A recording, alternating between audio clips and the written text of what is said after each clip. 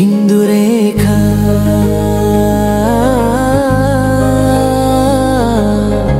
ప్రేమలో పరిపక్వత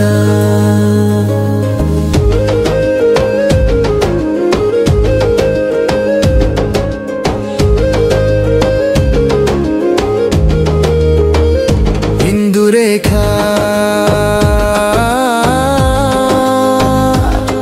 బృందావనపు గోపికల్లో భావోద్వేగాలకు పరిమితి ఉన్న గంభీరతతో నిండిన ఒక తీక్షణ స్వరూపిణి. ఆమె ప్రేమ రాధాకృష్ణుల మధ్య ఉన్న ఆధ్యాత్మిక గంభీరతను అంతర్లీనంగా అర్థం చేసుకున్న మానసిక పరిణతి కలిగినది. ఆమె ప్రేమ ఎప్పుడు అభివ్యక్తి కోసం కాదు, ఆలోచన కోసం కాదు, కానీ చైతన్య పరిపక్వత కోసం. ఇందురేఖ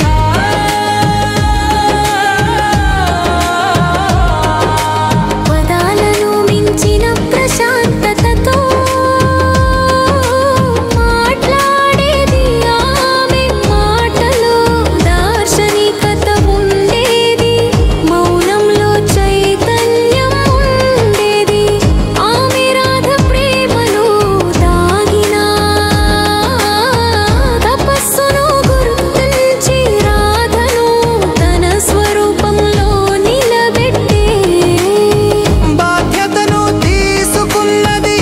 ఆమె కృష్ణునిపై ఉన్న ప్రేమ రాధ ద్వారా ఆవిష్కరించబడిన ప్రేమకి మూలంగా నిలుస్తుంది.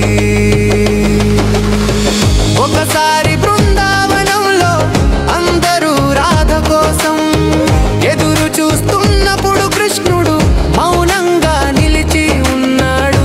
అందరికీ సందేహం కలిగినప్పుడు ఇందురేఖ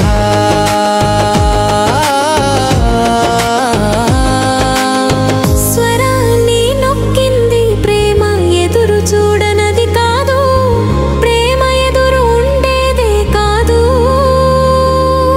ప్రేమ అనేది అతని ఉండడమే అని ఆ మాట విన్న కృష్ణుడు నవ్వుతూ కన్నీటి చినుకుతో ఆమె వైపు చూశాడు. ఇందురేఖ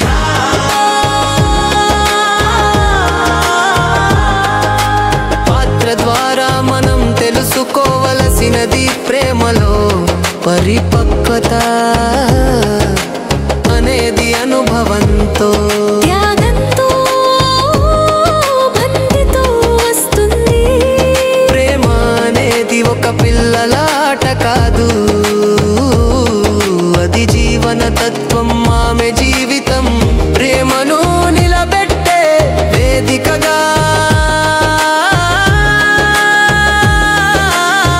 రాధకు అధికారం ఇచ్చే దివ్య మార్గదర్శిగా నిలుస్తుంది.